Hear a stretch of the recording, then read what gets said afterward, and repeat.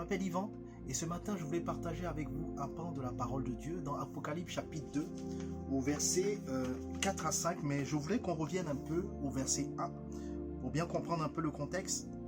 Écrit à l'ange de l'église d'Éphèse, voici ce que déclare celui qui tient les 7 étoiles dans sa main droite et qui marche au milieu des 7 lampes d'or. Je connais ton activité, la peine que tu t'es donnée et ta persévérance. Je sais que tu ne peux pas supporter les méchants. Tu as mis à l'épreuve ceux qui se disent apôtres, mais ne le sont pas, et tu as démasqué leur imposture. Tu as de la persévérance, tu as souffert à cause de moi et tu ne t'es pas découragé.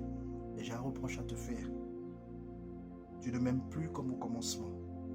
De quelle hauteur tu es tombé? Prends-en conscience. Change d'attitude et agis comme tu l'as fait au commencement. Amen. Ici, le Seigneur interpelle son Église, interpelle chacun de nous. Il nous fait un reproche, mais avant de nous faire des reproches, il parle des qualités de son Église, du courage de son Église, de la persévérance de son Église. Mais une chose est aussi importante que tout ce qu'il vient de préciter, c'est l'amour que nous avons pour lui. Et il fait remarquer que l'amour a changé, s'est dégradé.